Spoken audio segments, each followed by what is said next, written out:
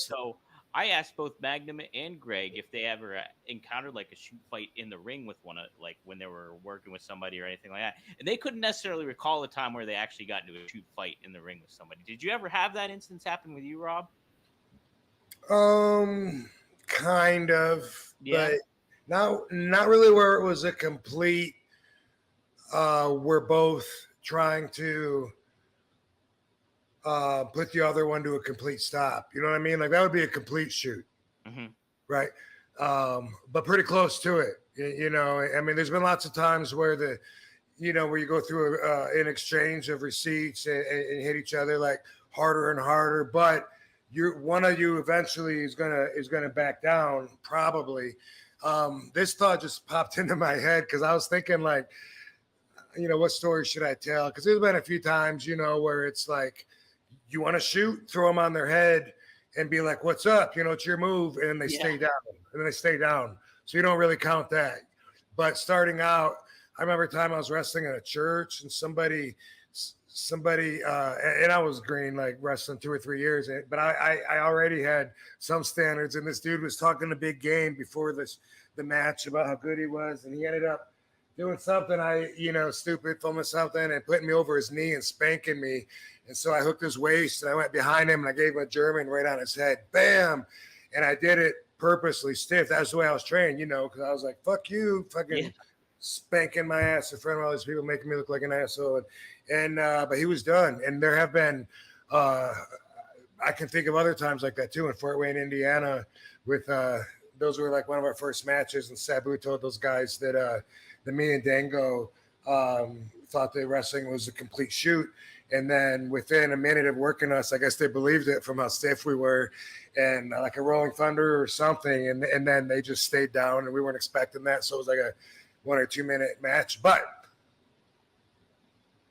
those aren't the ones that stuck out in my head. What I thought of is a memory that I hadn't thought of in a long time, but it was a wrestler from Forsyth, Georgia, named Billy Black. You might even be listening to this. I don't know. But I wrestled Billy Black a lot back in the 92, 93, 94. I don't know, a bunch during several of those years when I lived in Georgia. We wrestled in the Carolinas. Billy wrestled for Japan. He was Joel Deaton's partner for All Japan. So, he was good. He knew what he was doing. And we were like tit for tat, competing with each other. And I just remember one night where I can't remember what happened during the match where our emotions were up, but I beat him. And then afterwards, he like power bombed me and wanted to leave me in the ring, and I was like really offended because he just took my moment from me, and I was young and green, and I no sold it and went after him, and we literally were exchanging punches, and then he'd walk, and I was following him. Then it looked probably like it worked because I finally catch him, spin him around, and we would go at it, for a while. And then like he would walk out, fuck this, and I'd go after him again. And the referee would say, "Come on, guys, stop this. You guys are friends," because we were, but we were just in the heat of the moment. I was like, "Fuck you, you ain't," because I was like, "Hey man, I'm the star of this show," and it felt right at the time. Also, when I was really young and green, I remember when Mark Starr fucking power bombed me and left me out there in Jamaica. My first time in wrestling, only time wrestling in Jamaica, but I was super, super young, super green, had all these plans, and he power bombed me like 3 times, shoot covered me, pulled my leg up hard, and then left me in the ring after all these plans and promoting this big show, for everybody. And then like I had like a 2-minute match where he squashed me. And I never did forgive that motherfucker for that. I never did, but I rolled under the rope, out to the apron, did a backflip off the skirt, caught hell from Jimmy Backlund and Mark Starr. As soon as I got back to the dressing room, Jimmy Backlund was, "Who the fuck trained you?" And he knew who trained me, Well, then Sheik must not know what the fuck he's doing then. You just did a backflip after you got powerbombed 3 times? I was like, well, I don't know what the fuck that was about. I wouldn't, I shouldn't have got, and anyway, it was, one of those lessons learned by always, that's why he's always going to be that asshole in my mind because he died. He already did see that I got to be a much bigger star than him, even though he said I'd never make it in the business. And Jimmy Backlin's dead too. Fuck those guys. Now, Jimmy, Jimmy was all right sometimes. At least I got to know him a little bit, got to know both sides of him, not the other guy. Yeah, and like what was the plan? Were you supposed to win, or what was going to happen? Like, I honestly don't remember, you don't dude. This remember? is my 21st birthday. So I was so happy to be there in Jamaica, traveling, wrestling, and I didn't even smoke yet, but I did on that tour for the first time, But I really I don't remember. I wrestled Kevin Sullivan one night and Mark Starr one night. I think I had a tag match maybe or something. I think it was a 3-night deal, and I don't know, but it wasn't for him right off the bat. I think, if I remember right, I think he like threw me into the ropes and mumbled something. And I came back and maybe we ran into each other or something weird, and he was just like, I'm not going to take a chance to get hurt with someone who doesn't know what the fuck they're doing in the ring. And he was just like always like that asshole. But looking back also, I was a prima donna. I could see where someone like me would have got heat with someone like him, the old school guys that were there, and here comes this young green kid thinking he's the shit because I kind of did have that aura about me.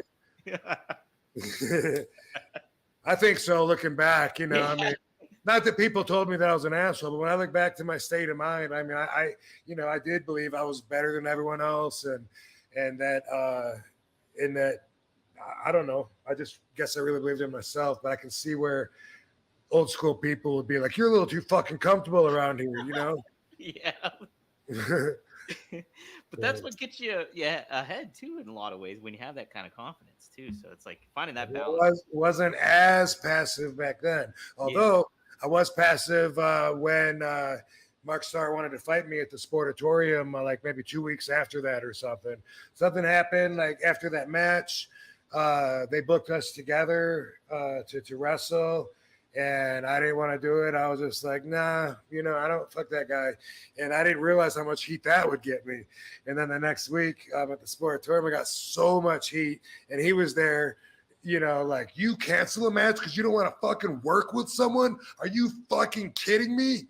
And you want to make it in this business? Are you are you serious right now? And I was like in the ring trying to work out, and these guys came and ambushed my workout to fucking bitch at me and shit. And learning lesson there, you know what I mean? I learned like, yeah, you don't do that, but also fuck him. Yeah. Where's he at now? Where are you at, Mark? Wasn't he a job guy for the most part? Am I thinking of the right Star? I know there I don't know. He had a push with Chris Champion, and there were some guys from the future. I don't know. Okay. Yeah. If I'm thinking of who I'm thinking of, that might be who I'm thinking of. Yeah, I really didn't get to know him. He wrestled in Japan also, and was in that clique in Florida with Jimmy Backlund, Coconut Kid. Johnny Ace actually came down there. Pat Tanaka was in that clique, and they all were the veterans and partied, and nobody wanted a fucking 20-year-old kid coming up wearing a black belt that the promoter gave him and said, if anyone asks you, tell them I taught you Yoshikai. That's heat. That is heat.